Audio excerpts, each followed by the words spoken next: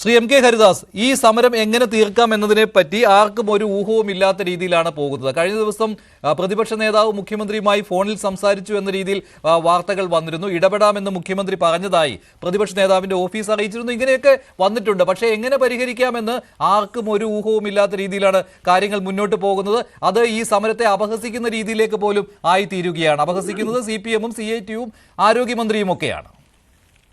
അത് ഏറ്റവും വലിയ നാണക്കേടായി പോയി. ഈ പാവപ്പെട്ട സ്ത്രീകളെ അപഹസിക്കും വിധത്തിലുള്ള പാട്ടകുലുക്കി നടന്നിരുന്നവരാണ്. അതുമാതിരി തന്നെ അങ്ങനെ നമ്മൾ പറയില്ലേ, നമ്മുടെ കേരളത്തിന്റെ സാമൂഹിക ചുറ്റുപാടിന് ചേരാത്ത വിധത്തിൽ ഒരു കമ്മ്യൂണിസ്റ്റ് പാർട്ടിയുടെ നേതാക്കൾ ഇത്തരം ഒരു സമരം നടത്തുന്നവരെ അപഹസിക്കുന്നത് അങ്ങേയറ്റം അപലപനീയമാണ്. എന്റെ അഭിപ്രായത്തില് എനിക്കിപ്പോ 65 വയസ്സുണ്ട്. ഞാനൊരു 10-15 വയസ്സ് മുതൽ ഇത്തരം സമരങ്ങളൊക്കെ ഒരുപാട് സമരങ്ങൾ കേരളത്തിൽ കണ്ടിട്ടുള്ള വ്യക്തിയാണ്. ഒരുപാട് ഹർത്താലുകൾ കണ്ടിട്ടുണ്ട്.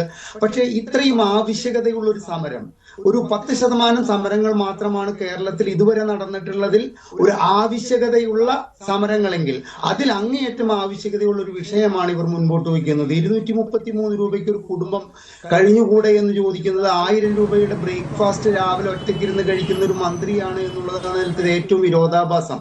10-16 ഐറ്റംസ് കൂട്ടിയിട്ട് രാവിലത്തെ ബ്രേക്ക്ഫാസ്റ്റ് കഴിക്കുന്ന ഒരു മന്ത്രിക്ക് 233 രൂപയ്ക്ക് ഒരു കുടുംബം കഴിയാനുള്ള വരുമാനമൊക്കെ ആയില്ലേ എന്ന് പറയുന്നത്, 500 രൂപയുണ്ടെങ്കിൽ സുഖമായിട്ട് രാത്രി കിടന്നിട്ട് ഉറങ്ങാൻ, ഭക്ഷണം കഴിക്കാതെ ഉറങ്ങാൻ കഴിയാത്ത കേരളത്തിന്റെ സാമൂഹിക ചുറ്റുപാടിലാണ് ഇത്തരത്തിൽ ഇവരെ അവഹേളിച്ചുകൊണ്ട് ഈ മന്ത്രിമാരും അതുമാതിരി തന്നെ CIT-യുടെ നേതാക്കളും CPM-ന്റെ മറ്റു നേതാക്കളും പറയുന്നത് എന്നുള്ളത് മനസ്സിലാക്കണം.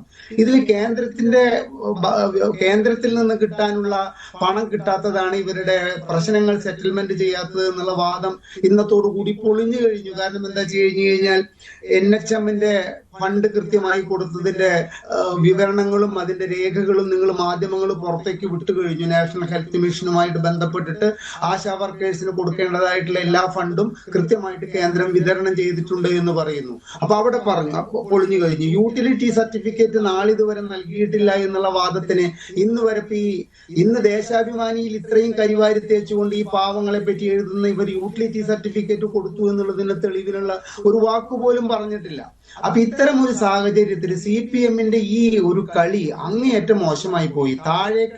അങ്ങേയറ്റം താഴേക്കടയിൽ നിൽക്കുന്ന, സമൂഹത്തിന്റെ താഴേക്കടയിൽ സാമ്പത്തികമായി നിൽക്കുന്ന ഈ പാവങ്ങളോട് പരാക്രമം സ്ത്രീകളിലല്ല വേണ്ടു എന്നുള്ള ഒരു ചൊല്ലിനെ ആസ്പദപ്പെടുത്തിയിട്ടെങ്കിലും ഇത്തരത്തിലൊരു ക്രൂരത ചെയ്തുകൊണ്ട് ഈ സമരം 32 ദിവസം മുൻപോട്ട് കൊണ്ടുപോയിട്ടുള്ളത് ഇടതുപക്ഷ ജനാധിപത്യ മുന്നണി ഭരണത്തിന്റെ മറ്റൊരു ന്യൂനതയായിട്ട് നാളെ നമ്മൾ എല്ലാവരും ചിത്രീകരിക്കും. നമ്മൾക്ക് എല്ലാവർക്കും പറയാനുള്ള അവസരമാണ്. ഒരു സംശയമില്ലാത്ത കാര്യമാണ്, ഇത്രയും ദിവസം സ്ത്രീകളുടെ ഒരു അവകാശ സമരത്തെ കൊണ്ടുപോകാൻ പാടില്ലായിരുന്നു. അവിടെ സംസ്ഥാന സർക്കാരിന്റെ ഇടപെടൽ വേണമായിരുന്നു. അഡ്വക്കേറ്റ് ബൽദേവിലേക്ക് വരാം. അതിനു മുമ്പ് ശ്രീ